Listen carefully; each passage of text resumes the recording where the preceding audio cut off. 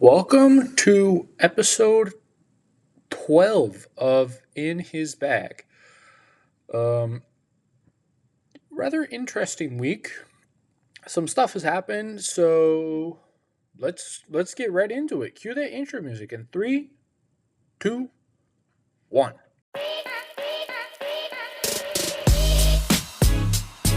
Tedeschi dentro sotto per Dybala, attenzione, va la gioia di Dybala!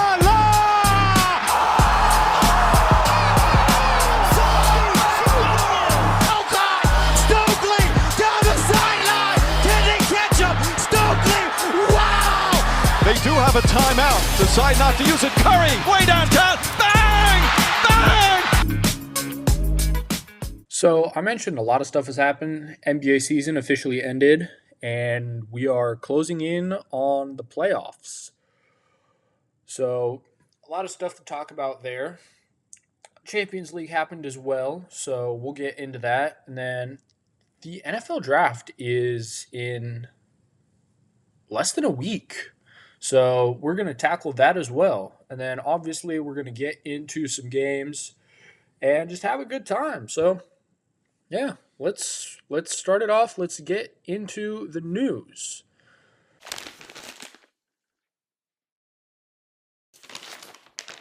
So I mentioned that there was Champions League soccer this week and last week. I didn't really talk about it last week, but the quarterfinals wrapped up.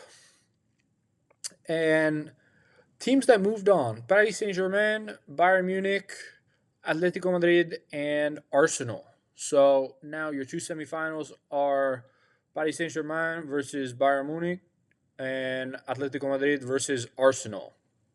So Paris Saint-Germain beat Liverpool 2-0 on both games, and frankly, they just look like the better team the entire time. They dominated start to finish. That first game against Liverpool, it should have been like 5-0.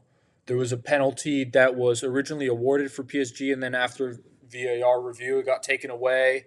But then apart from that, they missed so many opportunities that could have made it a whole lot worse. And then on the second leg, PSG, again, another 2-0 victory. Sad news. Ekitike tore his Achilles, so that is his season over. That is also his World Cup done. And it's just something that you hate to see as just a fan of the sport. A guy who was on the rise. He was playing very well. So very unfortunate. But PSG now advances to the semifinal, looking to defend their title as the champions of Europe. They will be facing Bayern Munich, one of the historic European giants, and they battled it out with the winningest Champions League team in history, Real Madrid. And the first game, Bayern Munich went into the Bernabeu and won 2-1. And after that game, I honestly thought that Bayern Munich was going to be able to run away with it, and it wasn't going to be a close game in the second leg because they were playing in Munich in that insane stadium. And I just thought that Bayern was the better overall team. It would be an easy game for them, but I was so wrong. Manuel Neuer made the biggest mistake I have probably ever seen him make and gave Real the lead in, I think it was like the second minute of the game. And Real Madrid would go ahead to take the lead in the game and on aggregate. Arda Güler scored twice. First on that mistake by Neuer. Second one was a free kick. Also kind of a mistake by Neuer, if I'm being honest. I don't know. He didn't exactly dive, and when he did, he was already in the goal. So it was a very questionable play by him. But Going in half, I believe they were tied on aggregate. I believe it was 3-2 Real. And it looked like they were going to go into added time and potentially penalties. But in the 89th minute, it was Luis Diaz that fired home the go-ahead goal that essentially put Bayern through, and then Michael Olise scored an absolute beautiful goal to seal the deal in added time. And for me, right now, honestly, Olise is probably the best winger in the world. I can't wait to watch him at the World Cup with France. But that's a whole nother tangent, another day. But Bayern Munich moved on, and they will face Paris Saint-Germain in the semifinals. And for me, whoever wins that game between PSG and Bayern Munich will win the Champions League. Because those are by far the two best teams in Europe. But the real storyline of that game wasn't the game itself, it was what happened after. Florentino Perez, the Real Madrid club president, went down to the locker room to talk to the team, and he let Arda Güler go. He told him to leave, that he didn't really need to hear what he was going to say, and he went off on the team. Just absolutely obliterated them from all the reports. He said that going a year without winning a trophy is unacceptable. Going 2 years is a disaster or something along those lines. He just tore through the team, which is insane, honestly. And it was also he let Arda Güler go. I mean, I guess it makes sense because Güler did score 2 goals. It did look like he was one of the only people who wanted to be on that pitch and wanted to play.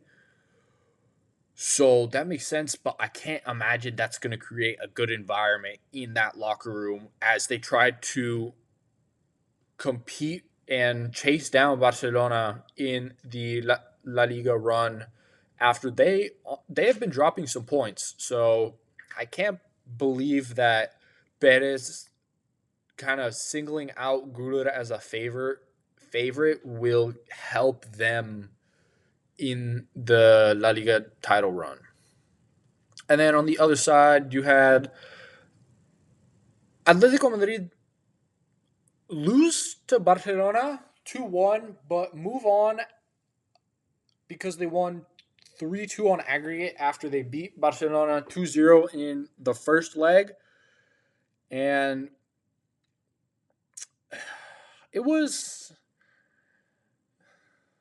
I won't say, it was a good game. It was a really good game. I hate to see Barcelona go home just because if you watch, you can go back and watch my Champions League prediction. I had Barcelona winning it all, and they were going to face Bayern Munich in the finals. But now Atletico sends them home, and they are into the semifinals. Griezmann back with the chance to potentially win the Champions League, something he has not done with Atletico. And then you had Arsenal Sporting 0-0 game.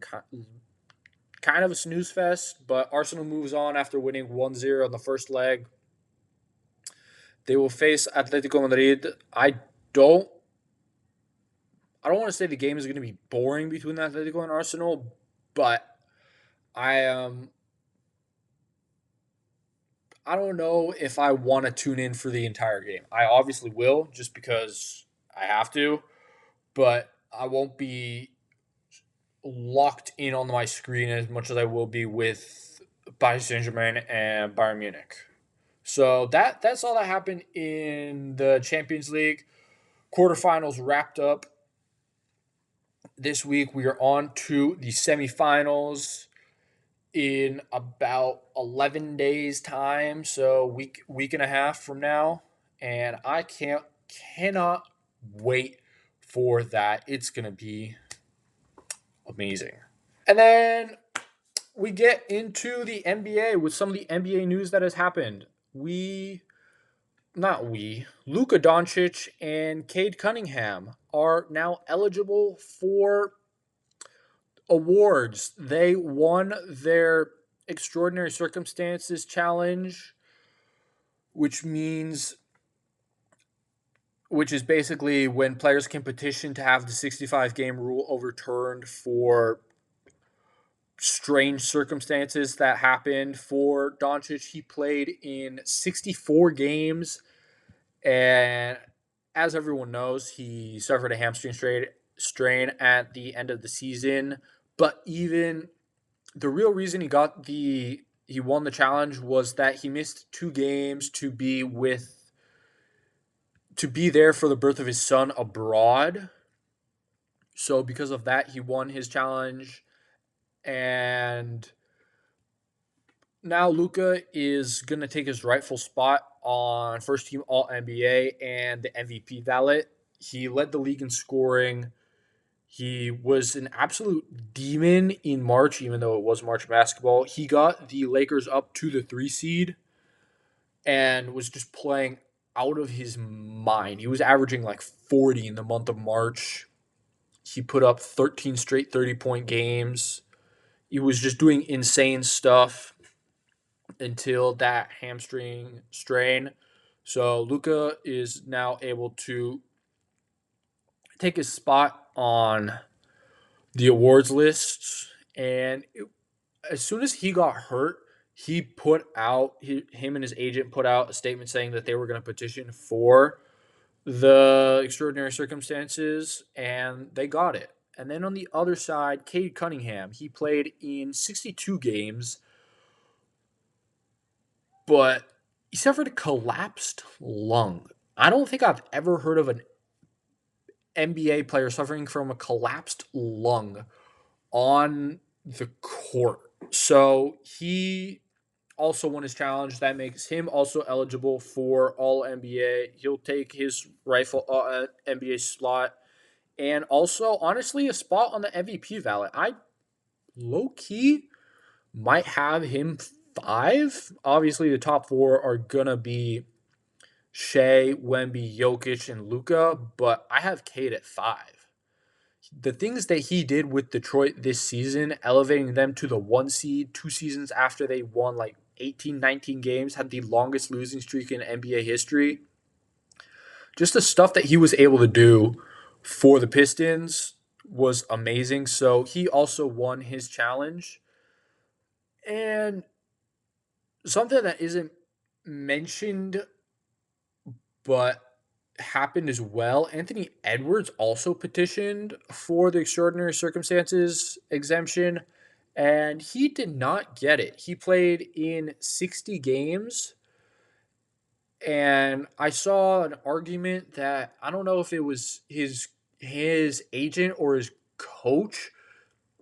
They made the argument that if Ant didn't get the exemption, then neither should Cade, just because Cade also suffered a basketball injury, and that's what made him miss time. And same thing with Anthony Edwards. So that was something that happened, but he didn't win his. And that just raises the question of the 65-game rule. Adam Silver has come out and said that there's nothing wrong with it. He says that it's been doing its job, that because of it, a lot of people have not been talking about load management as much, and that the 65-game rule was a result of a compromise between the NBA and NBPA, and that it's a good thing. But I don't feel like it's really realistic. You see these guys like Jokic and Giannis, or Jokic and Wemby, both barely qualified. Wemby qualified on the second to last day, and Jokic on the last day of the season. Like, you can't have. If they miss that, they would have 3 of the top 4 MVP candidates miss out on the ballot, and it would just be a wash with Shea. Like, that's not something that's okay. And then it's just unrealistic. you can't set a limit on the amount of time the players have to spend or play just because it's professional basketball. It's going to take a toll on their bodies to some capacity. And setting a standard like that just doesn't make sense. And then also, like, sure, 65 games, okay.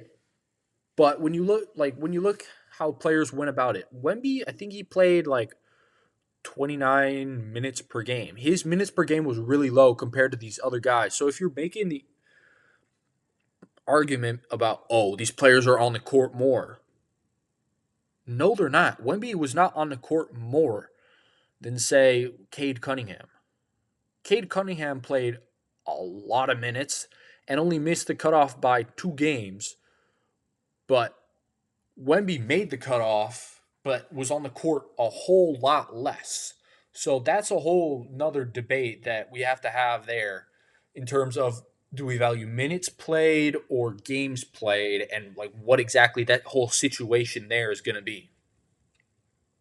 But that's it for NBA for now. We'll get back into it when I get into the playoff previews much later in the show. And now we get into the NFL. Will Anderson just got a bag, dude. He got 3 years, $150 million in an extension, makes him the highest non-paid quarterback in NFL history. It includes $134 million guaranteed, and basically he's getting $50 million per year. That places him ahead of Myles Garrett, TJ Watt, Aiden Hutchinson, Micah Parsons, all the top edge rushers by a decent amount. And when you look at it, honestly, he deserved it. He was an All-Pro last year. I think he ranked 3rd in pressures and 1st in another category. I don't remember it off the top of my head. I was looking at it earlier. And he was first team All-Pro. He put up some great numbers last year, and he was one of the main reasons the Texans defense was just so impressive the entire season. Texans defense, they forced 8 turnovers out of Justin Herbert, Patrick Mahomes, Josh Allen, and Sam Darnold. And I think in those games, Will Anderson, I think he had 4 sacks in those games against arguably some of the top quarterbacks in the NFL. He's just an absolute disruptive menace, and it's clear that Houston has their priorities straight on the defensive side of the ball. They know what they want. They also re-signed Danielle Hunter earlier in the offseason, so it's clear that they want to keep the main thing on the defensive side of the ball. They know, DeMeco Ryan knows, this is our strength. This is what we are going to build around, and we'll figure it out on offense. But the defense, as long as we stay good on the defensive side of the ball, we can be competitive. So Will Anderson got his bag. And then someone who is, I don't know, it's a weird situation. Jacoby Brissett is not attending phase 1 of the offseason program with the Cardinals. He is asking for an extension that pays him as the starter because he's going to make $9.06 million in 2026. He only has $1.5 million guaranteed. So he wants some security with his job. The Cardinals moved on from Kyler Murray, and it was clear that they were going to make Jacoby Brissett the starter. So it'll be interesting to see what exactly they do there. But I don't know, because there's been a lot of rumors circulating that maybe the Cardinals draft Ty Simpson. So maybe that's something. But it appears that the Cardinals are willing to play ball with Brissett. They're willing to do something to address it, make him happy, give him some security there. So in the end, it might end up being a big nothing burger that they just are like, okay, cool. Here's the extension. Be our starter for the year. Who knows? It's an interesting situation. But that is all of the news that I have for this episode. Not a lot of news, honestly, has been happening. It's kind of weird because I used to do like full blown news episodes, but I haven't really had enough news to do that over these past couple of weeks. It's kind of just been small stuff. It's kind of like the dead period in sports, I guess. But who knows? Maybe next week we'll get enough for an actual news episode during the week. So hopefully, cross our fingers there. But and that's enough of that. Let's get into the main episode or the main topic of this episode. Welcome to the main topic of the episode. We are going to be doing a mock draft in honor of the draft that is happening in a couple of days. So, honestly, let's just get right into it. First overall pick, kind of a wash. We all know what's up. It is going to be Fernando Mendoza. That is done. That's easy. Get that out of the way. I don't think there's really any debate. They got Tyler Linderbaum there to be his center. They got some weapons. They got Genty. They got Bowers there. So hopefully Mendoza can produce for them. Then you get to the Jets. This is honestly the first real debate you have on the board, and it's the defensive position right now between Arvell Reese, Ruben Bain, and David Bailey. So obviously Arvell Reese is potential man right now with his move from a linebacker to a full-fledged edge rusher, but his measurables are insane. Ruben Bain, he has all the production in the world. It's just the short arms are kind of a question. No one really knows what's that gonna be. But then again, Ruben Bain, like his style isn't really reliant on like a long arm type move. It's more different like pass rush techniques, stuff like that. And then David Bailey is just also a lot of technique and a lot of production as well. I'm going to lean. I feel like they're going to take Arvell Reese and just go with consensus there. Just keep it chalk. And then kind of the same situation for the Cardinals there. But now that Reese is off the board, you're looking at Bain and Bailey to some capacity, see who goes where for them. Bain, I'm leaning honestly towards David Bailey to the Cardinals there. And then now we get to the Titans. They are an interesting conversation. Obviously, they need help at running back, and Jeremiah Love is sitting right there. They also need offensive line help, and a lot of it. So, I know you drafted an offensive lineman last year out of Alabama. His name is completely just out of my mind right now. I can't think of it. But Francis Magioa is sitting right there. Possible generational tackle, right tackle for you that could make things a lot easier for Cam Ward. You could also take Ruben Bain there as well. I don't think I think they draft trenches over skill position, so I don't think they go Jeremiah Love there, which is an interesting move. I think it's either Mugia or Maganoa or Ruben Bain, one of the two Miami teammates. I think that they go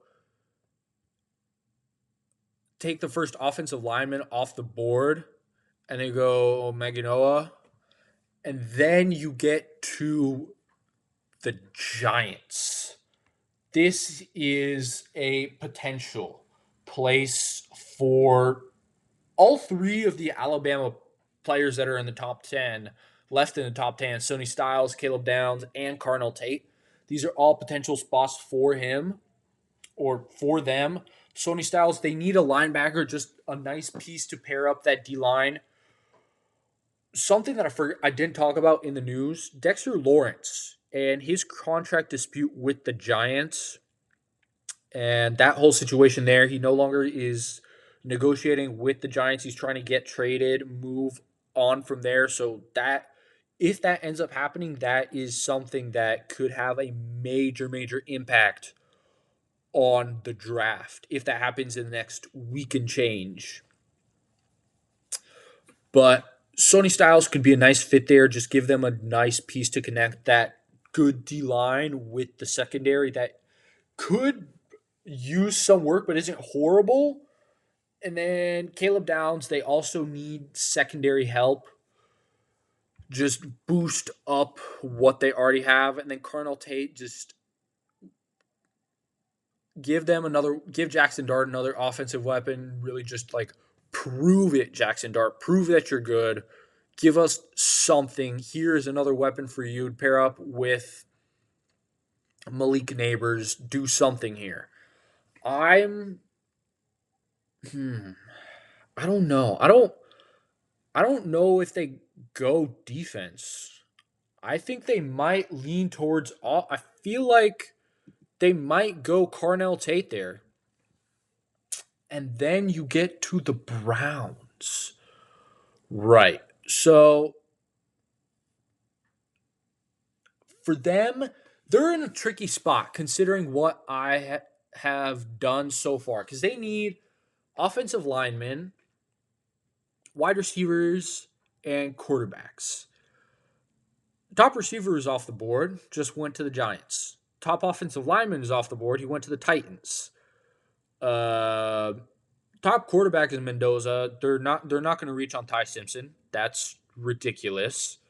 So you can go Spencer Fanow there or Monroe Freeling. That's very possible. I think there is potential for a trade there with the Cowboys potentially, and they go up and take Sonny Styles. But if not, I think they might go Spencer Fanow. Just draft need, take a tackle, someone that'll just protect Sanders and just let them see what they have there at the position. And as we're talking, dude, Jeremiah Love, Sonny Styles, and Ruben Bain just keep falling, which is, it's kind of weird for me. But I don't feel like Jeremiah Love is going to be taken that far up that early in the draft. There's been a lot of stuff about, they're going to take him now. They need him on that roster. So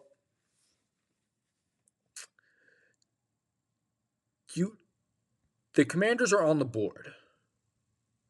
You need receiver, D linemen, safeties, and running backs. Caleb Downs is right there.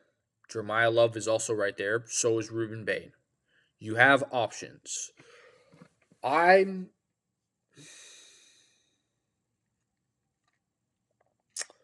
Receiver would be nice because Terry is getting older. He's getting up there. But I don't think they reach on like Mekhi Lemon or Jordan Tyson just yet. I think that there's a good chance that if Jeremiah Love is there, I'm leaning towards them taking him if he is there at 7. And then you got the Saints at 8.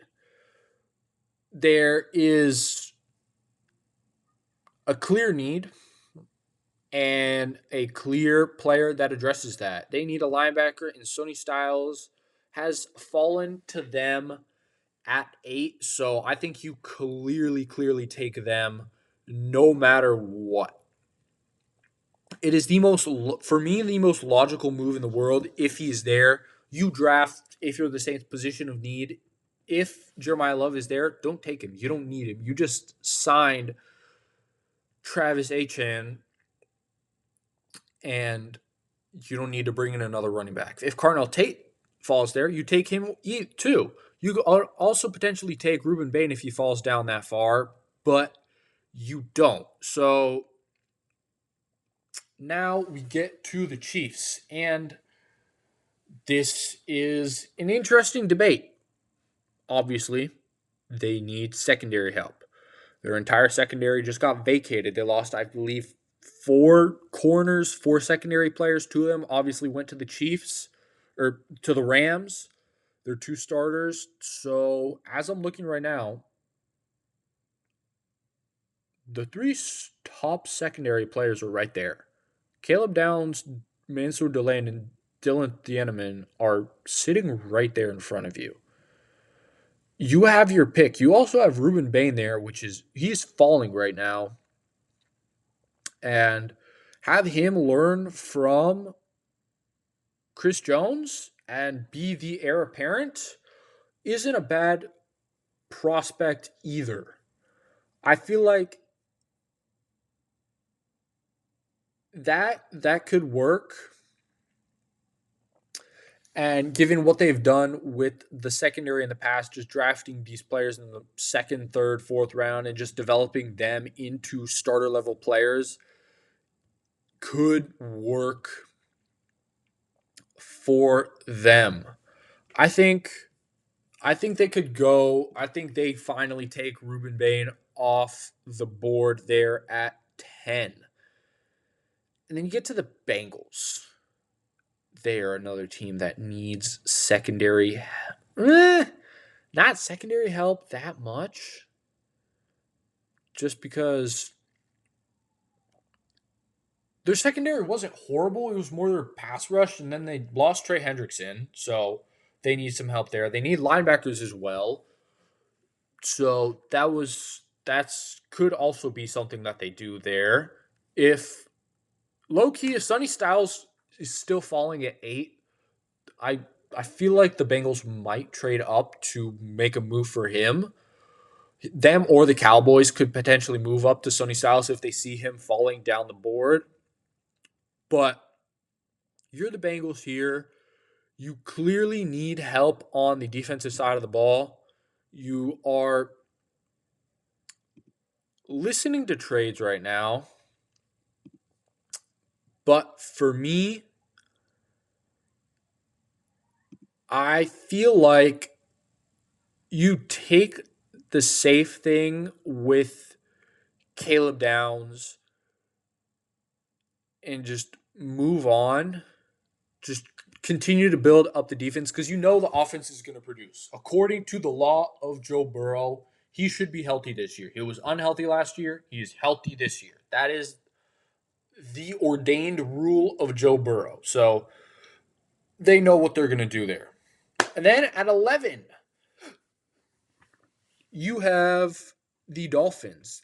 And they need help everywhere, if we're being completely honest here. They need receiver help. They need O-line help. They need defense help at all 3 levels. Right now, Mansour Delane is staring you in the eyes. But you also have Monroe Freeling, and Vega Ione is also crawling up there at this point. Where exactly do you go? I don't know. I'm Malik Willis. Yes, you don't really have any help. I feel like there is the possibility that they bring in O-line help to protect Malik Willis, and they need a guard. And the top guard prospect in the draft, Vega Ione, is sitting there right now. I'm gonna lean towards Vega Ione going to the Dolphins, and that puts the Cowboys in position to draft. Honestly, a no-brainer if they don't trade up and try and take Sonny Styles. Just draft Mansour Delane. He's right there looking at you in the eyes. Just an immediate position of need for you, has been for a while. So you just take that and just clear the board. Continue to build on defense. And now the Rams have the 13th pick after the Falcons decided to be dumb and trade away their pick for he who shall not be named, who is facing charges right now. But Davante Adams is getting up there in age. You could draft the tackle as well, so you have options here. You have Monroe Freeling is sitting right there at 13. He's sitting right there, 13th ranked prospect on PFF. And you also have Mekhi Lemon sitting there at 15. So you got options here. There's a lot of stuff you can do. You can realistically, dude, low key, Kenyon Sadiq on the Rams would be filthy. Like, who's stopping Sean McVay from taking Kenyon Sadiq? If I'm looking at this right now. I don't know. I genuinely don't know. That's kind of speaking to me. That's kind of filthy. Kenyon Sadiq to the Rams. Not really a position of need, but he can fill in that Davante Adams role. Davante Adams was the biggest red zone target in the league. I think Kenyon Sadiq has all the tools to be just that. So he will go to the Rams at 13, and then the Ravens at 14. They need O-line help. They also need receiver help, and Mekhi Lemon is still sitting there. Linebacker help, CJ Allen is also right there. I feel like defense is probably okay. So you can realistically draft Mekhi Lemon, for me at least. Be happy with that. You don't really know what your receiver core is going to look like. So just giving Lamar Jackson another option, something that they need, could just benefit them overall. And then to the Buccaneers. Lavonte David retired this year. Absolute legend. I feel like it's only fair you draft his replacement with CJ Allen. It makes the most sense to me in the world to do that. And now you are just set for the future. Just another guy you're hoping you're going to bring in, just be your next Lavonte David, be your longest tenured player, absolute team legend, filling in the middle of the field on defense for them. And now we are back to the Jets, their second pick in the first round. They are a team with so many needs. I had them draft Arvell Reese earlier. So they addressed their defensive need there. And they need a corner. Also wide receiver potentially, edge defender. I feel like it's still too early for Akeem Mesidor. Unk is just doesn't sit right to me. So you could go Dylan Thieneman. I wouldn't be opposed to that. You could also go Jordan Tyson there. There is the injury question with Tyson, so that is definitely something that could change. But I feel like they went defense with the second overall pick. I think they go Jordan Tyson, take receiver, go offense with their second pick in the first round. And then for the Lions, it's a no-brainer. They need tackle help. They'll potentially move Panay to the other side of the line, and you just slot in Monroe Freeling right there. That is the most logical move for me for the Lions. Just glove in hand fit for them. And then we get to the Vikings. A pick that has been mocked for an eternity, I think. Every mock draft that I looked at has this happening, even though Dylan Thieneman was ranked 11 according to PFF. He fell to the Vikings, and this has been something that has been mocked forever. They need a Harrison Smith replacement, and they are getting just that with Thieneman. So now we get to the Panthers. Won their division, won the NFC South, but they still have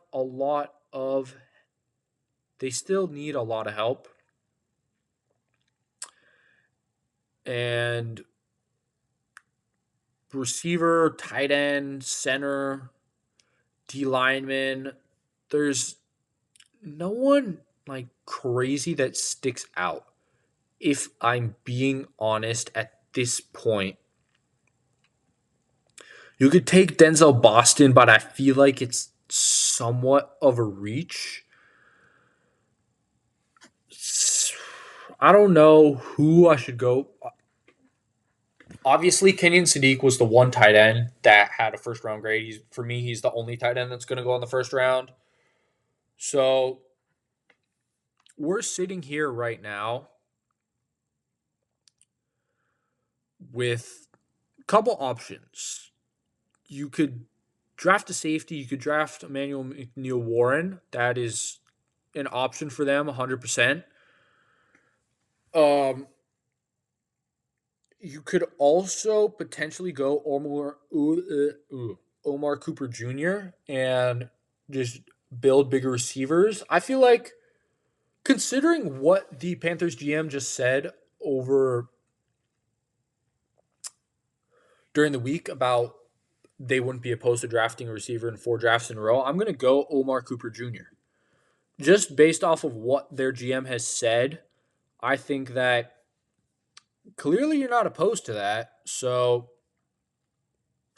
there you go.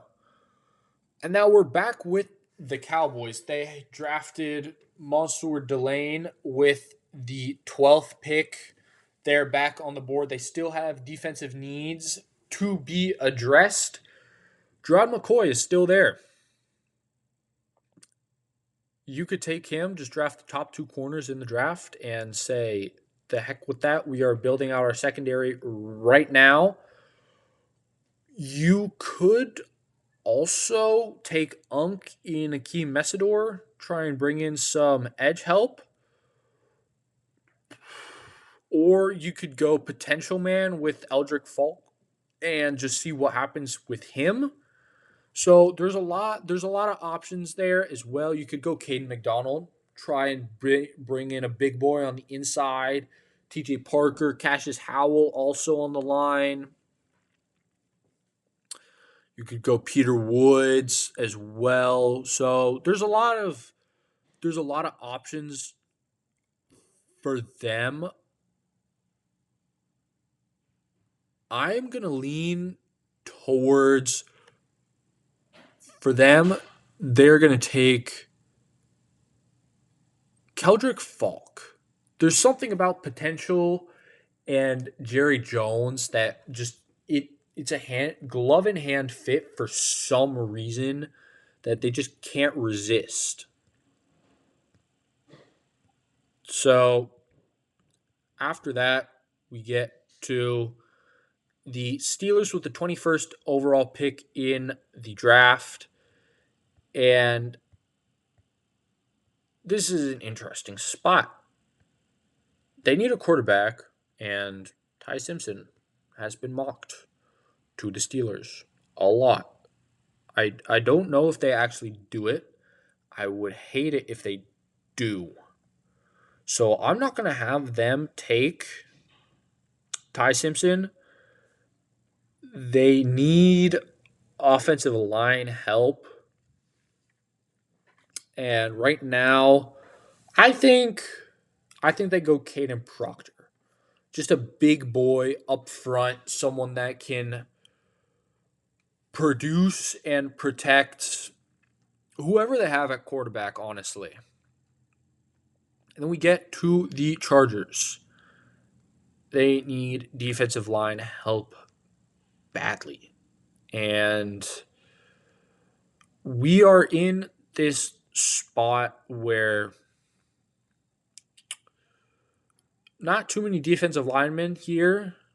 You have Unk is still falling. Cassius Howell is there. You have Caden McDonald also there. TJ Parker. But I think they could and should definitely go defensive line. I think a lot of teams are going to pass up on Akeem Messidor. So I have them taking Cassius Howell out of A&M. And now we're on to the Eagles. They need edge help. They're not taking Unk. Wide receiver help. They're supposedly going into the draft with the perspective that AJ Brown is out of here. But they need secondary help. So they're going to draft Manuel McNeil Warren. Fill out just an absolutely filthy secondary. Reek Woolen, Cooper DeJean.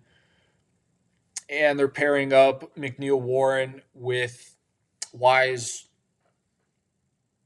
His name slipping in my mind. The other Toledo corner that they drafted 2 years ago? Yeah. And now we are at the Browns. They have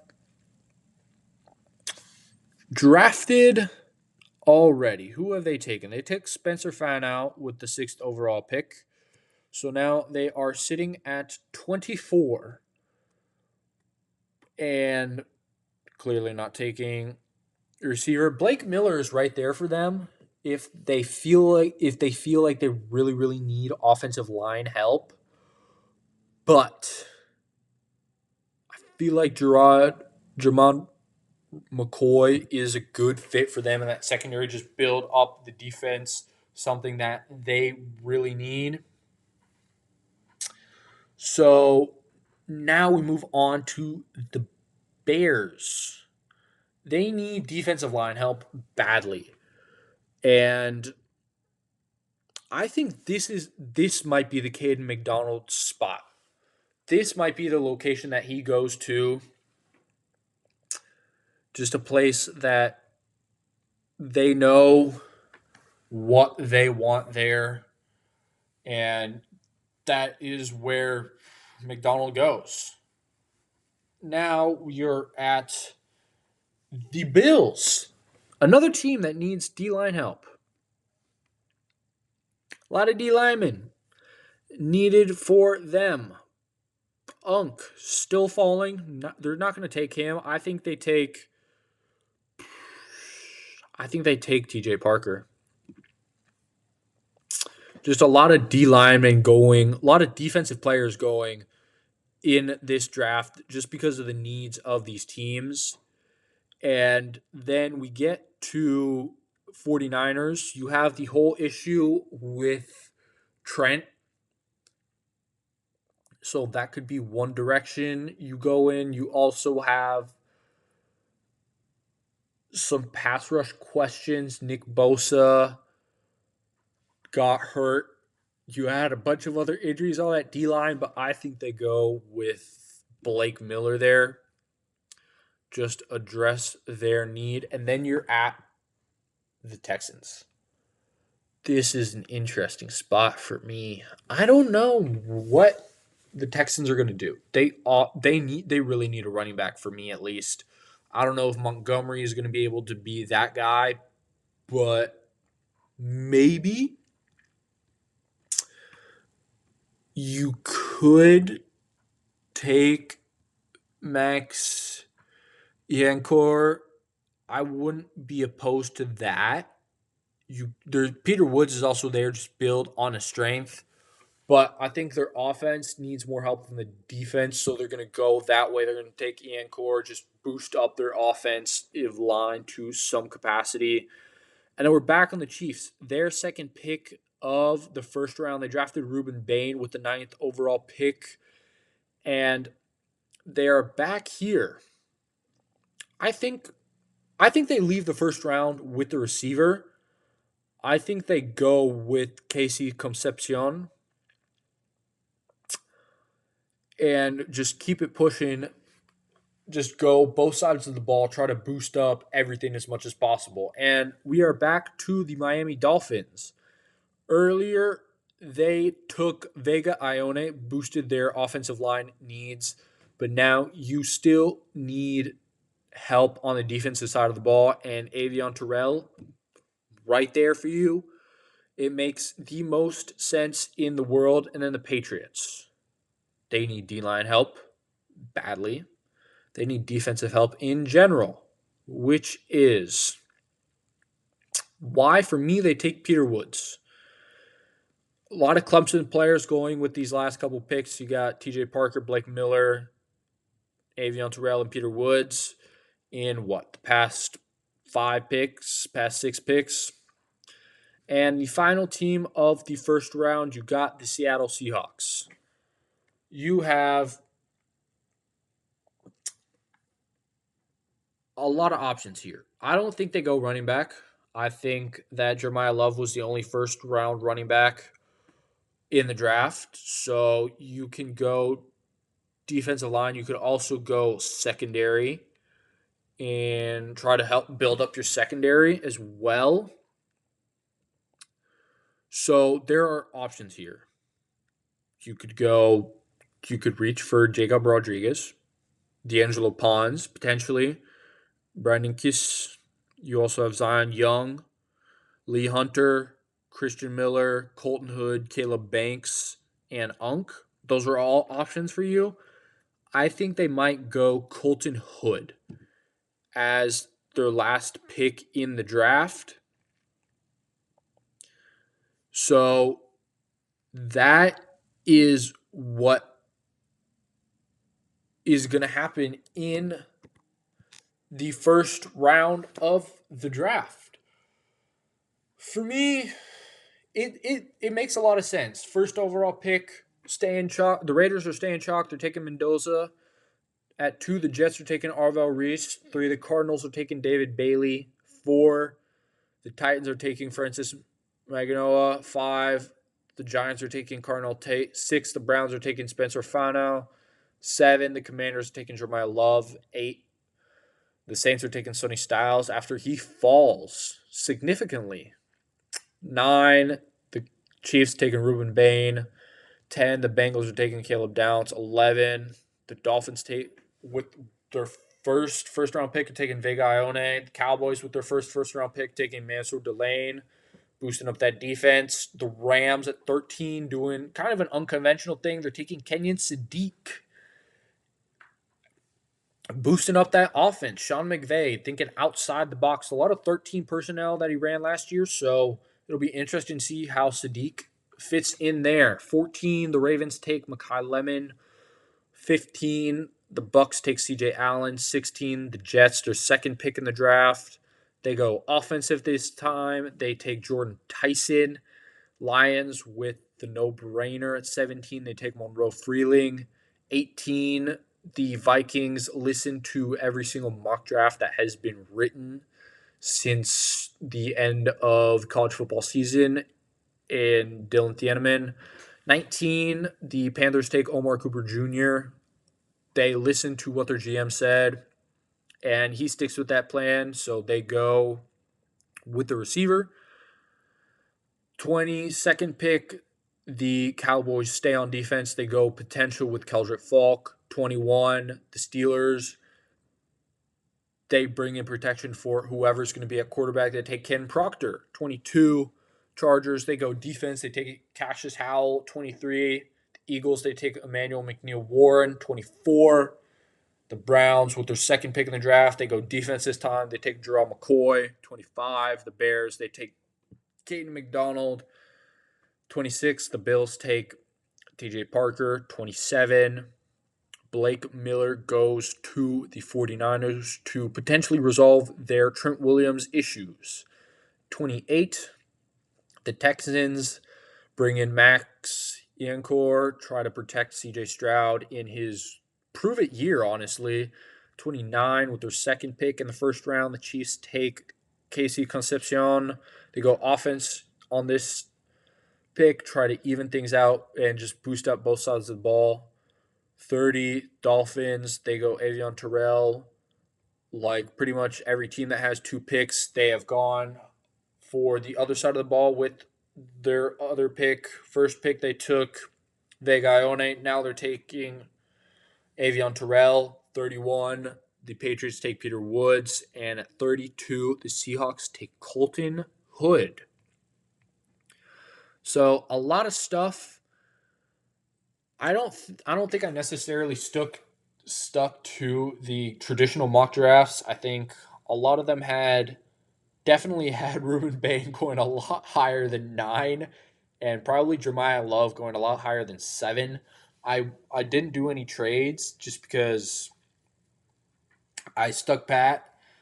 But if Sonny Styles falls to maybe even 6, I think the Cowboys might trade up for him, go for that. I think that there are other trades that are bound to happen in there as well if players end up falling. So that is my mock first round of the draft. No trades, but there will definitely be some when the draft happens. So stay tuned for that. And now it's time to have some fun. So let's get into game time.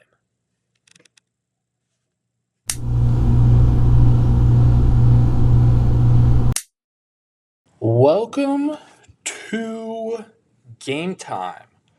We're going to switch up the format a bit, but it should be pretty fun. So let's get started. First, we're going to guess NBA All-Stars by team from 2000 to this year. Let's get started. Trae Young, Jalen Johnson,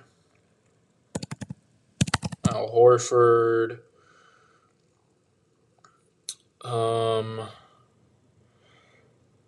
Giannis, Middleton, Lillard, Holiday, Ray Allen, Edwards, Randall, Towns, Wiggins,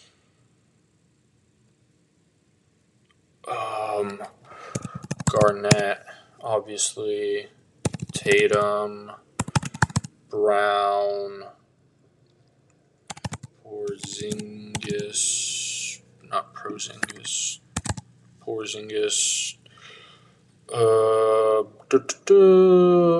Paul Pierce, Isaiah Thomas, I already said Ray Allen,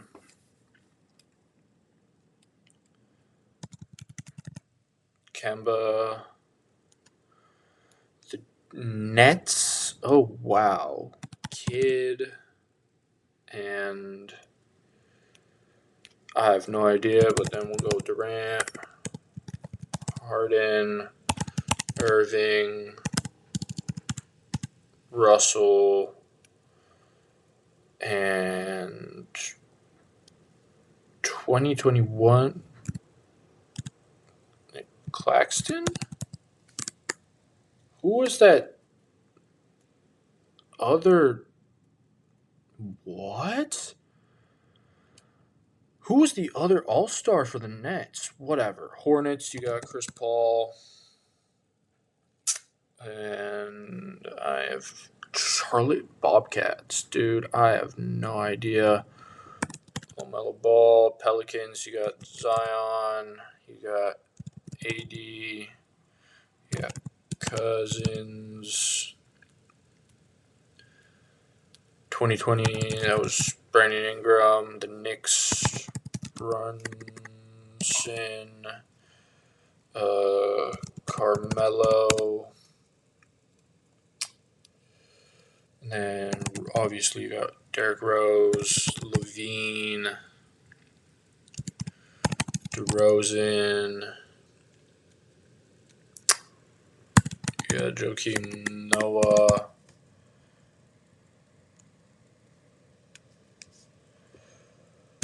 LeBron, Harden, Durant, Westbrook,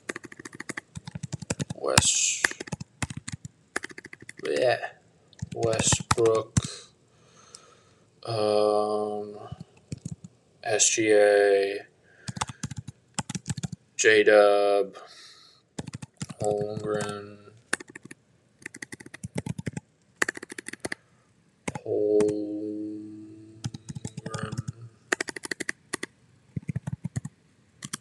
Holmgren. There we go. Goodness gracious. Luka, Bankero, Dwight, Vucevic, Dirk, Embiid, Maxey, Paul George, Iverson, Jokic, Jamal Murray.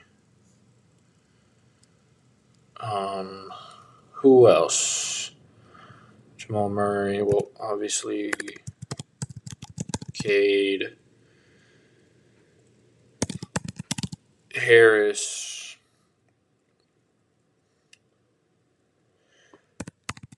Booker, Nash, Mourning, Wade,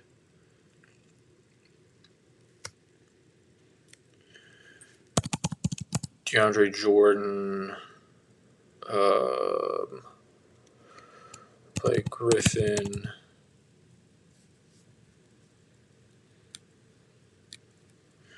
who else? Denny,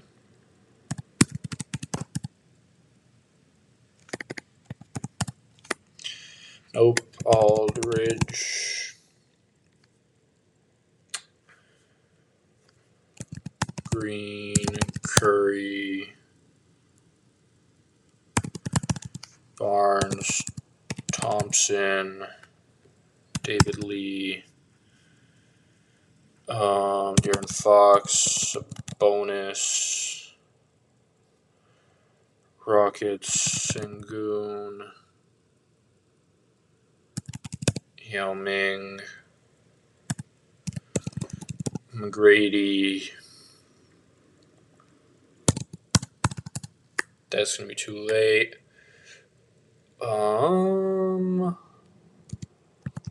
That is also too late, right? Yeah. Barkley. Oh, obviously Kobe, Shaq, Malone, Halliburton, Kawhi, Duncan, Manu, Parker, Wemby, Siakam, David West. I already guessed him. Pacers. Turner. Miles Turner wasn't an All-Star? I feel like he was. I'm just missing someone here. Lowry, Gasol, the Jazz, Mark, and however you spell that, Mitchell, Gobert,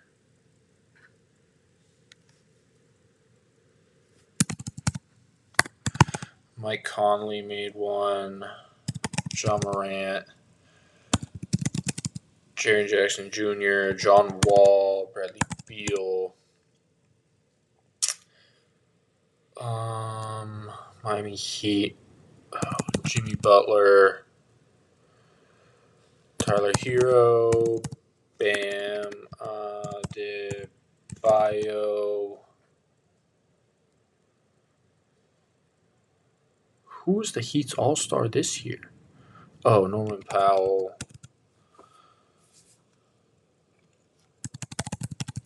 I already said Alonzo Mourning. Bosch. Now we're going back up. See if we can pick up anyone else that we are missing here. The Pacers. David Robinson for the Spurs. We've done the Spurs and the Warriors. The Pistons. Billups.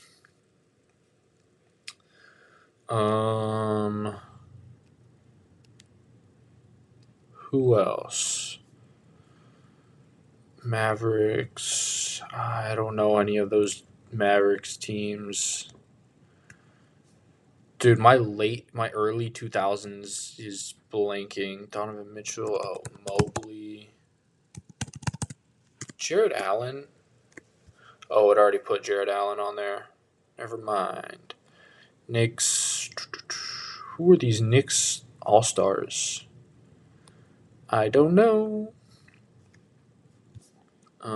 Charlotte Hornet to 2000 Charlotte Hornets. I have no idea.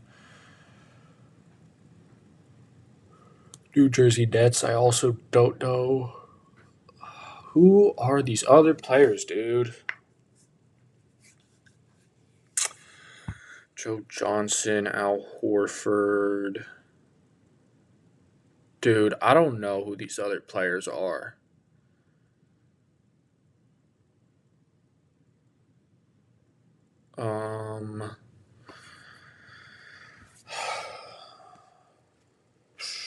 Yeah, I have nothing. Who else? Millsap, Corver, Teague, Red. Obviously Rondo, Stephon Marbury, Brooke Lopez. Dude, I was not getting Eddie Jones. I should have gotten those. Obviously Garland. I don't think I was getting Michael Finley or Antonio McDyess or Theo Ratliff. Jerry Stackhouse. Vlade Divac. Steve Francis. Ron Artest. Gary Payton I should have probably gotten. Van Vliet, Carter. Elton Brand. Mahet Okur. There was no way I was getting him. Antoine Jameson, Gilbert Arenas, Randolph, Dragic. Yeah, that tracks. All right.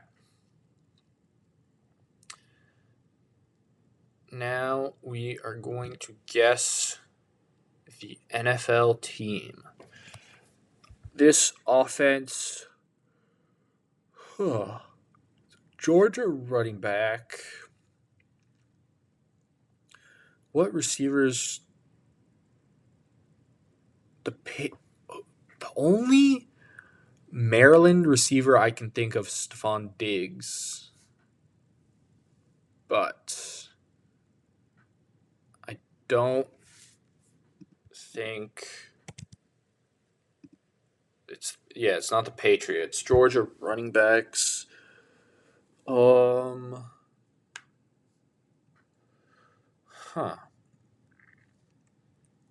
Georgia running. Dude, I can't think of any Georgia. Wait a minute. Is that a Utah tight end 1? Is this the Bills? It is the Bills. There you go. Yep, that tracks. That is Dalton Kincaid. Took me a second, but that makes sense. That makes a lot of sense. Okay, next guessing game. I told you I was switching it up, and we're switching up in terms of the order of the games. We're doing the guessing games first. So, football, now we go to soccer. It is not a Premier League player. It's not a midfielder. We'll go Bastoni, I guess. Serie A, attacker, not on Inter. We'll go it's not Yildiz because that's a bit too young. We'll go Vlahovic. So forward. Not Juventus. Dybala's a forward now, right?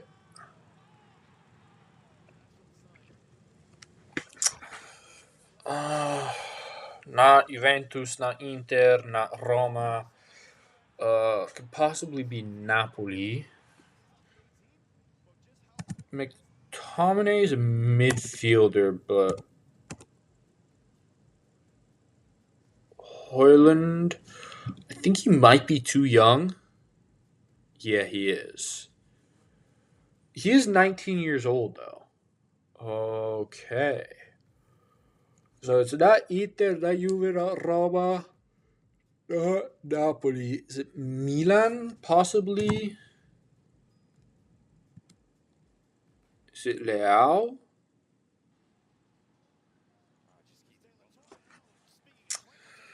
It's not Leao, so we've gone through pretty much all the major teams that there are.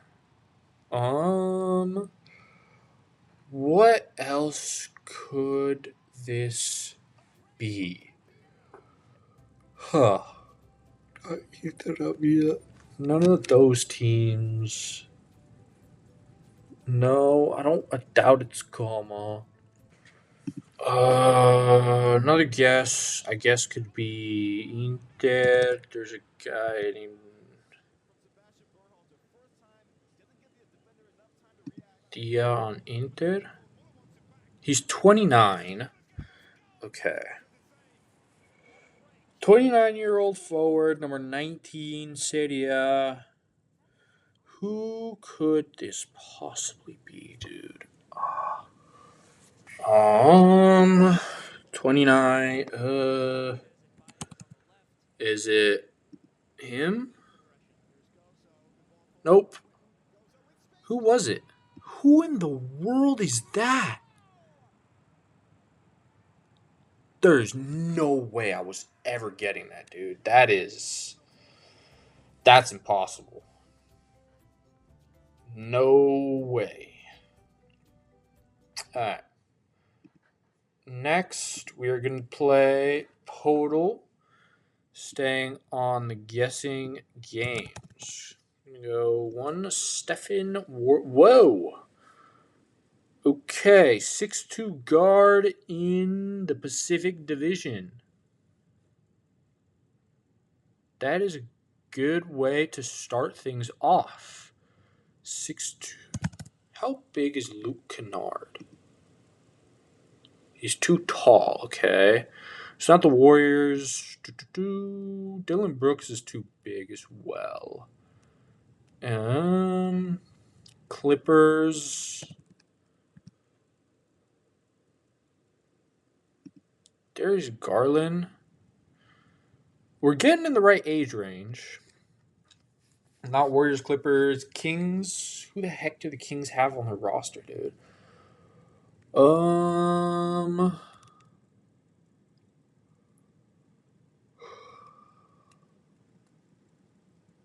Okay.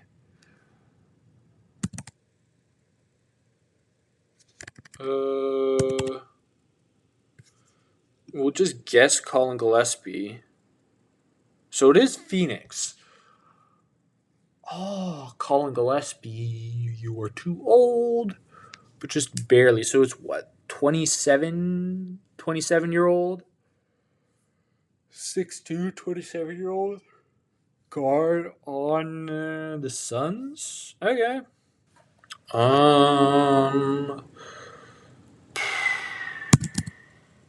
Is it this person? No. Who? Dude, what? Who is this? Are they even on the roster?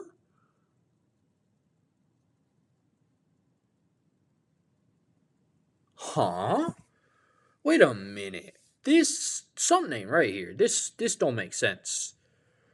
Is that what? Who is this then? Because Brooks and Booker are too big. It's not Gillespie. They don't have any other young guards on their team. Is it him? Too tall.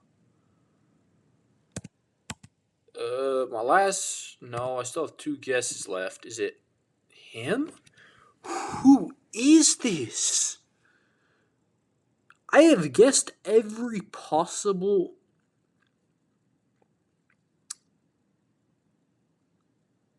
Suns guard there is. What in the world? Who is this? If it's not Gillespie, Boya, Brea, or Goodwin, what? I am at a complete loss. I have no idea who this is. Dude, I have no idea. Who is this?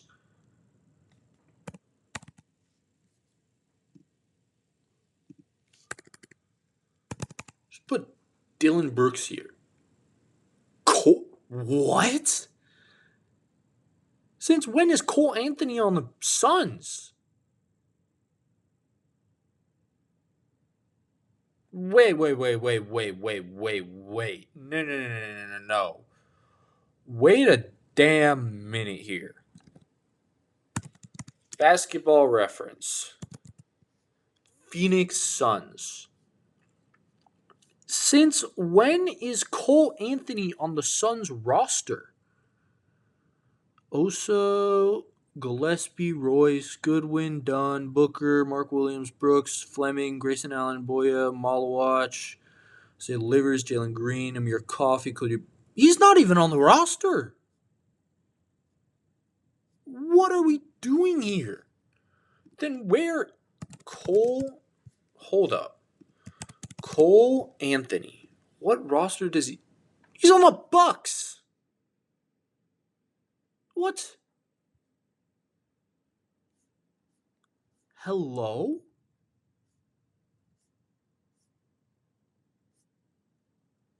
What is happening?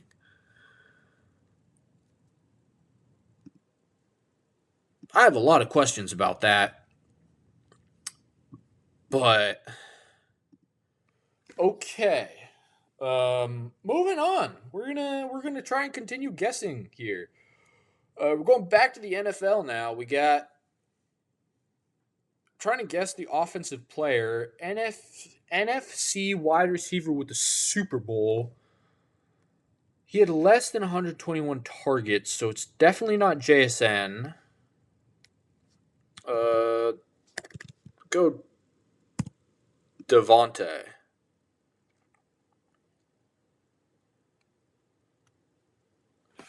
So NFC West with a ring. Jake Bobo. It's a Seattle receiver. I did not know Jake Bobo was 211. 2 targets in 2025 is hilarious for Jake Bobo, by the way. So it's a Seahawks receiver. Who are the other receivers aside from JSN out there? You got Jake Bobo, JSN. It's obviously not JSN. Is it? Is it Cooper Kupp? Is it just that easy? It is that easy. Wow. I'll take that. Cool. And then we'll go over what do we do here. Ooh, Dalton Kincaid for 3 is not bad. Neither is Cam Ward for 2. I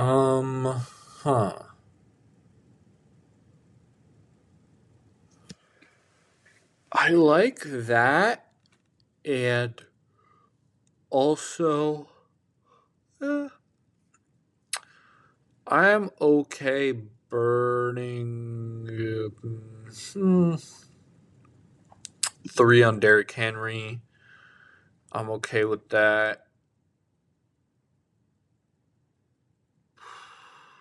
Question is, Neighbors Pittman is a nice combo, and I can take Kincaid. Yeah, dude, that works. You got the deep threat, you got the slot receiver, running back, a good arm, and then that's perfect, bro. What? Bobert, JMO? Nah. I like my roster a lot better, dude. That works a lot better for me. Then we'll build a foot draft. We'll go FIFA 20. We'll go formation. We'll go 3-4-1-2. What do we get? Ooh, David Luiz. Back when he was good. And then we'll go Dembele. I guess Lucas Vasquez, Saint Maximin. Dude, if people don't know about Saint Maximin, bro, he was so fun to watch. We'll go Hazard. And then we can take Haji. We'll take Tony Cruz just because he links up with Hazard. And Busquets works as well. So does Bale. Keep it going. Yeah. Take Alaba. Wow, my back line has 0 chemistry. And neither does my goalie. Right. Okay.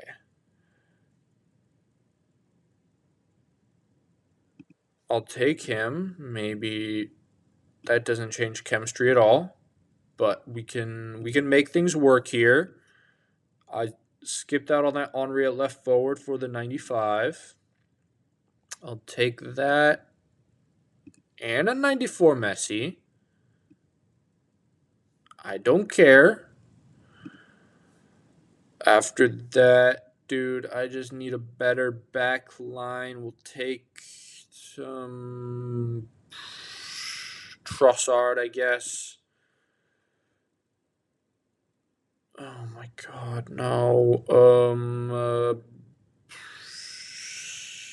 Rabiot. Come on, please. Raul. I guess.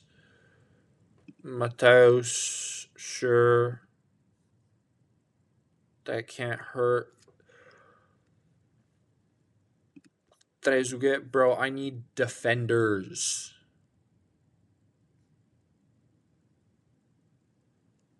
We'll take him, I guess. Please. What am I supposed to do with these players? I need someone who links on defense. Not this offense. This is the most offensive slanted team I have ever seen in my life. Oh my goodness. Right. Is there anything I can do to save something here? I don't think so, bro. Because this is ridiculous. I've never seen a 93 rating, but my defense has no chemistry. If I swap any of these around, do I get more chemistry? If I go here, do I... No, that doesn't change anything. No, dude. I don't even know what to do here. It's impossible. What if I put him? What if I put Busquets in the back? And I put Smalling over here? That doesn't change anything. It's impossible. Probably the highest rated team, but I don't have enough chemistry. That just ruined my day. Wonderful. Okay. Blind rank on Hoopgoat now. Let's see. Random all-stars here. Why have... Oh, dude. I have no idea where I'm supposed to put these players. Jeremy Lin. Mo Williams? Oh, Manu's going. Middleton. And what in the world? Second round draft picks. I guess?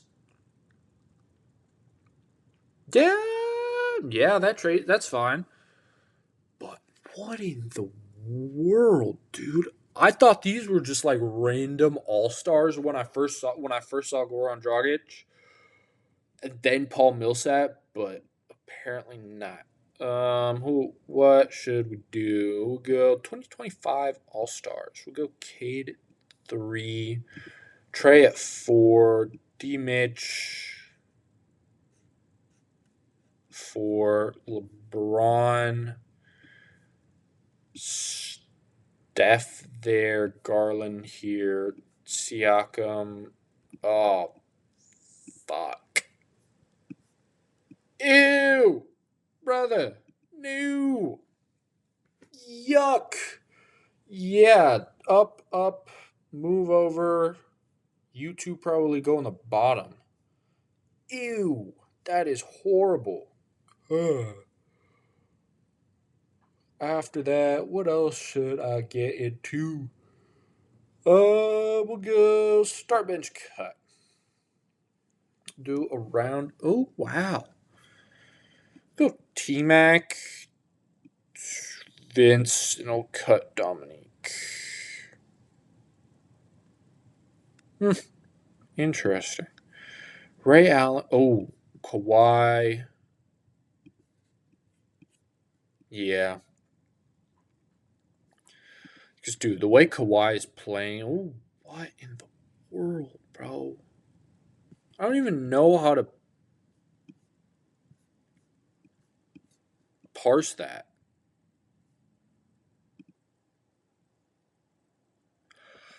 Okay, I have to stop doing the start bench cut because these names are ridiculous. What am I supposed to do with this? Cooper Flag, Austin Reeves, and Derek White?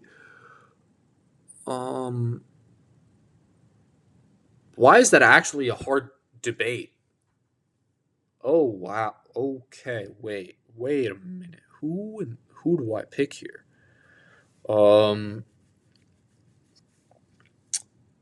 Because Reeves just had an all-star season pretty much, except for those 2 injuries. Cooper Flag is the present and future for the Mavericks. And then Derek White is just Derek White. He's insanely good.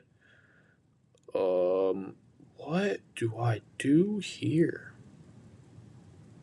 I want to put Coop there, but I don't know how. I feel like that is right to me. People have Austin Reeves over Derek White. Really? Interesting. I don't know about that.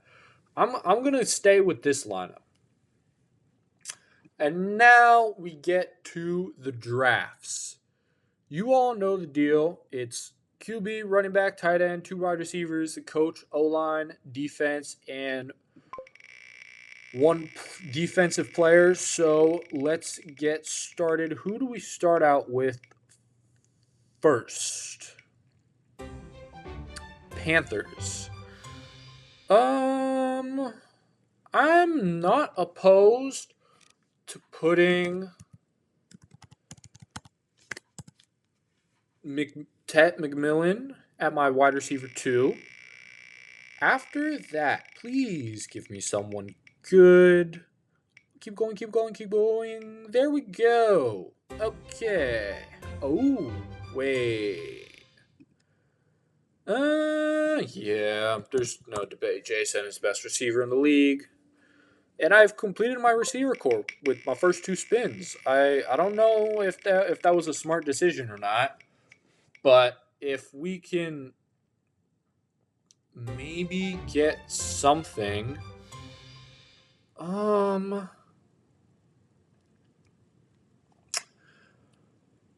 Trevor Lawrence is definitely an option. Running back, not anymore.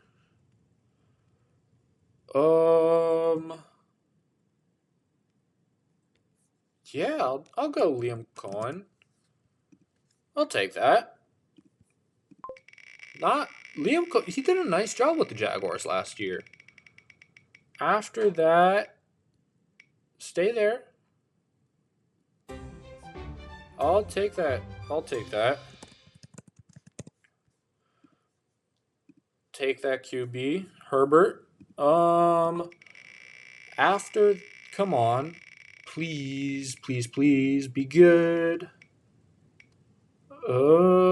Cowboys. Who do I take from the Cowboys? Definitely not their defense. That is never happening. Running back, they don't really have a running back or a tight end, really. Their O-line isn't bad. We'll take their O-line. I feel like every time I've taken I spin the Cowboys, I've ended up taking one of the receivers like Pickens or CD. So that is always something. The Lions. Now that is where we take our running back. Jahmyr Gibbs. Dude, if you haven't seen, he got a crazy back piece tattoo. It's amazing, bro. Kyle Hamilton is our defensive player. But yeah, Jahmyr Gibbs got a sick back piece, and he paid homage. He got the knuckle or the Sonic tattoo on top of it, and we'll just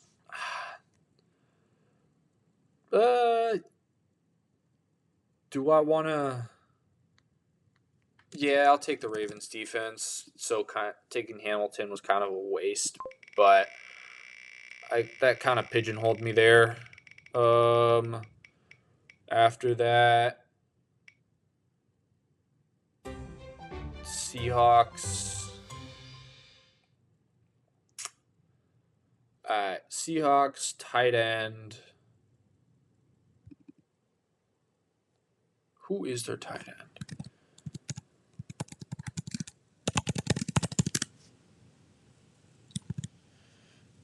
Seahawks tight end is Noah Barner. I kind of got messed up by those repeats, honestly. Herbert with repeat Seahawks and repeat Ravens. But overall, that could have gone a lot worse. So we have Justin Herbert QB, Jameer Gibbs at running back, AJ Barnard tight end, Jason wide receiver 1, Ted McMillan wide receiver 2. We got Liam Cohen as our coach, Cowboys O line, the Ravens defense. So honestly, very, very solid. I'm not complaining at all with it. And then if you were here last episode, you saw that we introduced a new type of draft. We are drafting a quarterback. We got to pick arm, IQ, body, mobility, and accuracy. And last time, I got to say, didn't go too well in my opinion. So who do we take here? We got Jaden Daniels. We'll take his mobility. That is a very, very good pick for mobility.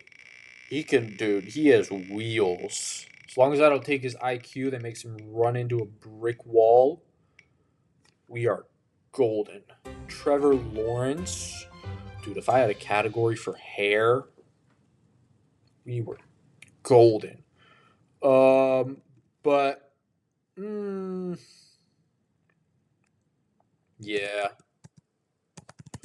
Because Trevor Lawrence is low-key built. He's a big quarterback. He's not like Josh Allen big, but he's still big. Jordan Love. Dude, Jordan Love has a cannon as an arm. It's not like Drake May or Josh Allen, but he still has a very, very good arm. Oh, crud. Yikes. So, we got the question here. Do I take Kyler Murray for IQ or accuracy?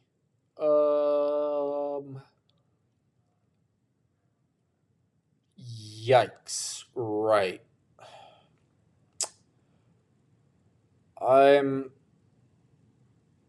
Don't really want to take his either, if we're being honest here, but I guess I'll take his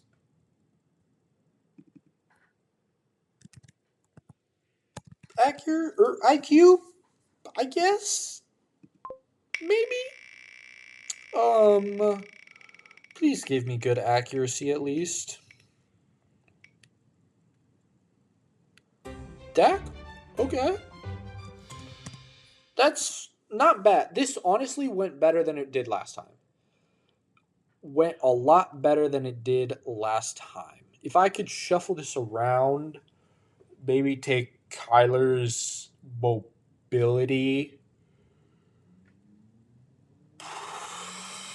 Dak's IQ, Jaden Daniels' accuracy, but I don't know. I feel like this was probably the best I could have done, all things considered. After that, we're going to draft our soccer team to win the sextuple. I have not been successful yet, in my opinion. And remember, this is all-time players. So we'll start off with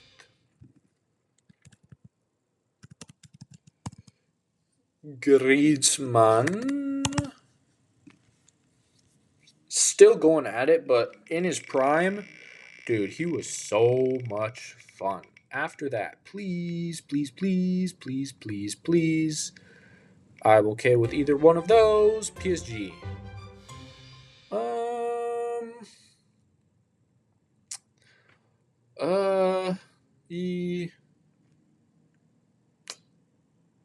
Yeah. We'll go Mbappe.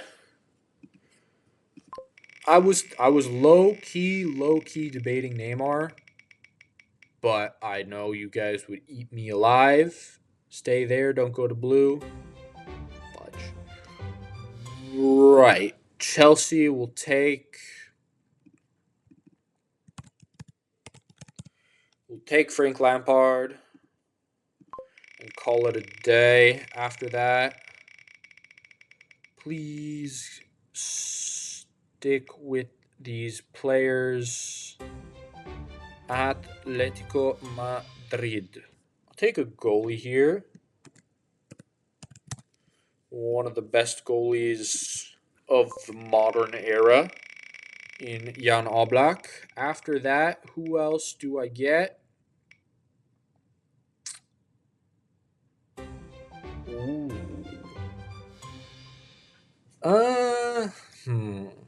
Right.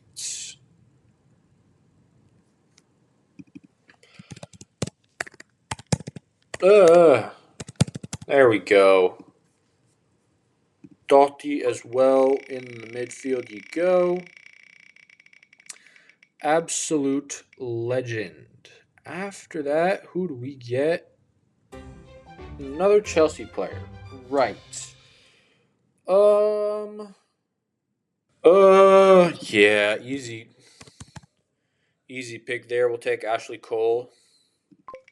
Honestly, an amazing left back. He was great.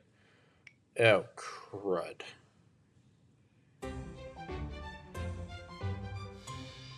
Right. Benfica. Dude, I always have a hard time remembering the Portuguese teams, dude. Right. Benfica. Okay. That is a bit of an issue. But.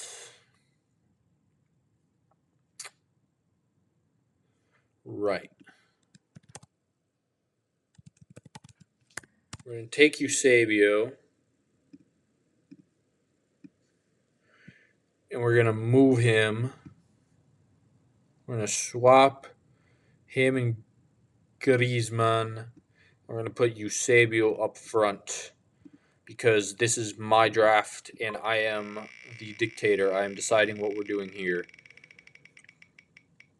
After that, United.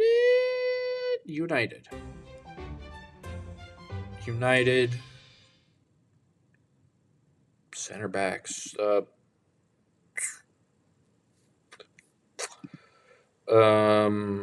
Right. So definitely not Harry Maguire. But could it be?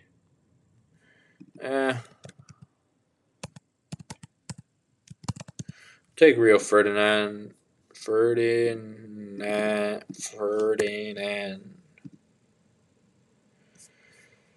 take Rio Ferdinand. After that, come on. I got 2 positions left. I need a right back. And another center back. Arsenal. Okay. Right. Right. I can take.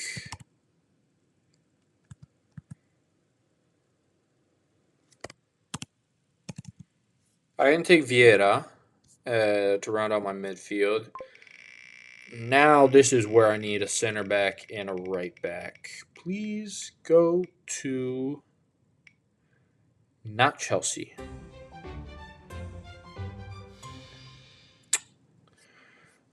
Screw it. We'll go Reece James again. That's back-to-back weeks that I've taken Reece James. And I don't know how I feel about that. Stop Juventus, stop. Right. We'll take Desai, and that is my squad. I don't think this is winning the the sextuple, but it's not bad. It's just that back line throws every time I do one of these drafts. The back line throws me off. I just don't feel like it's good enough. Something about Ashley Cole, Desai, Rio Ferdinand, and Reece James just doesn't sit right with me. So I'd say what, 4 trophies? I don't think they win. Yeah, they don't win. I say they win 4 trophies. Maybe league title, domestic cup, um, Champions League, and probably their version of the like Super Cup or whatever it's called in each league. Yeah, I'd say 4. I don't think they win all 6. After that, we round it off with the NBA, and we are back at it, trying to beat the prime Golden State Warriors. I have still not been able to do this. Maybe this is the day. We start off with Jason Tatum at small forward.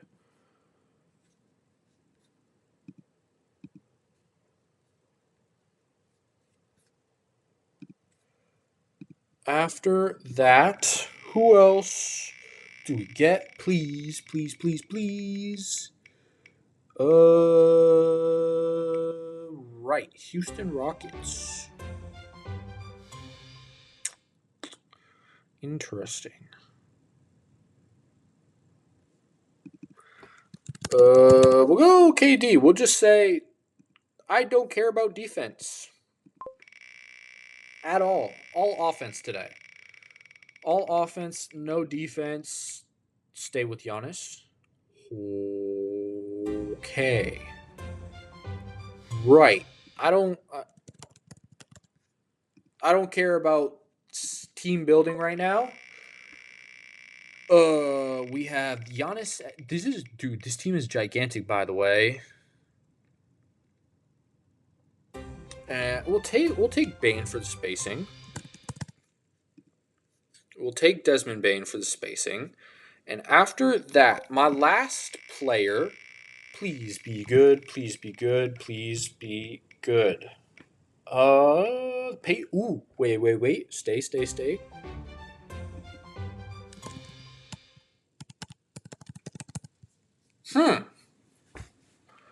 Now, what do we think about this?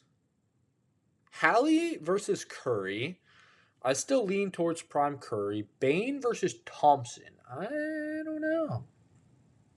Because you have the primary ball hand. I think this might be my best team. I don't really have a true center here. But you have a primary ball handler with Hallie. And Tatum if needed. And Hallie can get the ball to everyone else. You have Bane to provide spacing. And KD can also do that. So you give Giannis the paint. Tatum can work like mid-range perimeter. Dude, this team is great. Low key, I think I might have done it. I think I might have done it here. Yeah, I think I did it. It's a miracle. Oh, I have done it. Yes. I have beaten the prime Golden State Warriors. I will take that. And our last game, we got to build the best point guard in NBA history using only current point guards. So let's see who we can get here. Start off with the Celtics. And who do we take? Celtics point guard. Who even runs the point for them right now? Derek, what? Their starting lineup is Derek White, the 2Js, Kada, and Pritchard. What do I take from Pritchard? We'll take his shooting.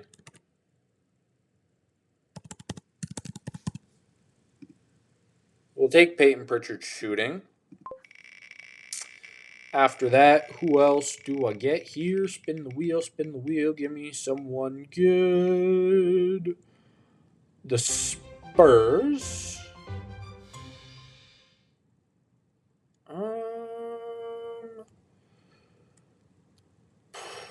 We'll go.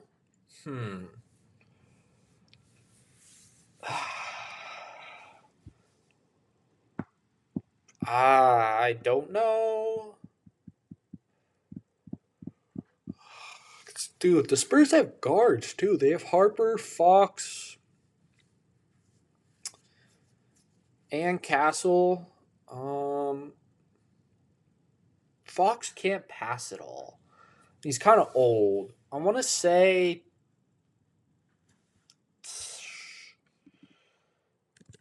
take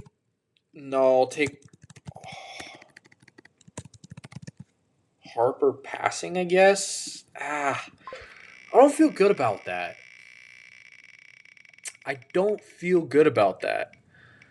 Then Denver Nuggets, Jamal Murray. What do we take from him? Take his finishing. Jamal Murray finishing. Who else? Come on. Give me something good here. Please. Knicks. We'll take Brunson dribbling, I guess. I should have taken Jamal Murray's dribbling and Jalen Brunson's finishing. The Atlanta Hawks. Who even runs point for the Hawks right now? Right.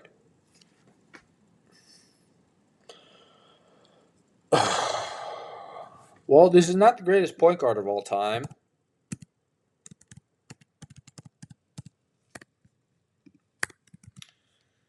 Because we got CJ McCollum's body. Along with... Yeah, this isn't good, dude. CJ McCollum's body, Peyton Pritchard shooting, Dylan Harper's passing, Jalen Brunson's dribbling, and Jamal Murray's finishing. Not feeling great about that. Not too thrilled. But we'll move on, I guess, to end off game time. And we'll get into the preview. As I mentioned earlier, the playoffs start tomorrow, so I'll preview some of those games and some of the other sporting events, and then I will sign off. So let's get into the previews. I talked about previewing the NBA playoffs, so here we are. This is the last segment of the show. We are going to be previewing the NBA playoffs. It is all but solidified. At the time of this recording, the Suns and the Warriors are playing it out for that final spot, but everything else has been solidified. We'll go Eastern Conference first, then Western, just because the East is solidified right now. So game one. Well, 1 seed Pistons against the 8 seed Magic. The Magic beat the Hornets tonight, and they are facing off the Pistons. Detroit are 8.5-point favorites. I think that Detroit, they win in a comfortable 5. Nothing too crazy. They just take care of business. They have all the pieces that they need. Even though the Magic, they did look good against the Hornets, they looked atrocious against the 76ers. So a lot of stuff went wrong for them there. I think that the Pistons are just able to take advantage of that and move on to the next round. After that, an interesting matchup, Cavs and Raptors. For me, this is a lot closer than an 8.5-point spread. I think that it could be a tight series. I think it might go like 6 or 7 games, potentially. There is the major conversation of Mobley and Scotty Barnes that has been happening ever since their rookie year, that rookie of the year battle. They've been going back and forth. It seems like Mobley or Scotty took the title this year, but there's the potential for those two to cancel each other out. And I think that just the closers on the Cavs are going to be able to do a lot more damage and just finish out the series compared to the players on the Raptors. Yes, Scotty, RJ, Ingram, they can create, but they don't really have that finisher like D-Mitch, and we've seen D-Mitch do it in the playoffs, just elevate his team and just carry them on his back to the next round when he has to, and I think that that's going to be the big difference there for the Cavaliers. And you got the Knicks and the Hawks. 5.5-point favorites are the New York Knicks. I think the Knicks win in probably a gritty 6, but they move on anyways. I think that Brunson is kind of like Mitchell, a proven commodity in the playoffs. He's going to bring his team up. He's going to perform well. The question is whether Cat can follow suit. Pretty much everything they've done since their playoff exit last year was to kind of empower Cat. They got rid of Tibbs. They brought in Mike Brown. And at first, things really weren't working. He was still kind of having an identity crisis late in the season, which isn't what you want to see. But I think that the Knicks are still going to be able to get over the hump. I think that the lack of a true one option on the Hawks is kind of going to hurt them, kind of like the Raptors. But I think that the Knicks are just the better overall team that they'll be able to get past the Hawks. And then final game in the first round of the Eastern Conference, you got the Celtics against the 76ers. 76ers took care of business in the play-in, beating the Magic. But I think the Celtics are just a better team, dude. It was their gap year turned into a potential finals run. They have all the pieces they need. They have the 2Js. They have Derek White. They have Peyton Pritchard. Neemias Queta turned out to be pretty good. They have those 3 guys off the bench, Walsh, Hugo Gonzalez, Baylor Shireman. All 3 of them can play. And 76ers, Embiid has appendicitis. It's not really known when he's going to come back from that. So it's kind of just Tyrese Maxey against the world. And I think that Derek White is going to put Tyrese Maxey in a torture chamber, which I don't want to see, but I feel like is going to happen there. So that 12.5-point favorite for Boston is honestly deserved in my opinion. I think that game goes no more than 5. And then you go over to the Western Conference. Thunder versus either the Suns or the Warriors. They're playing it out right now as I am recording this. I think this max goes 5 games.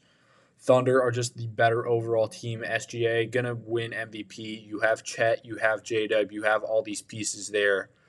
It's clear that the Thunder are the prohibitive favorite to win the title, and they're just going to breeze through their first round series. Team that is not going to breeze through their first round series. The Lakers are, in my eyes, they're going to lose in 6 to the Rockets. Rockets are 5.5-point favorites. It's just the impact of not having Luka and Reeves there. You're pretty much putting the offensive burden on LeBron, who is 41 years old. On top of that, you're putting the defensive burden on him too, and that's not going to work. LeBron was the third option this year. He was thriving in that role. You can't force him back into the first option be the first option on offense against a team that is extremely good defensively, like Tari, Jabari, Amen. It's not going to work. Like, you're not going to be able to put offense on the board unless JJ Redick comes out with this offensive mastermind of a scheme and Ime Udoka doesn't adjust at all. But Rockets, for me, come away in probably 6 games there.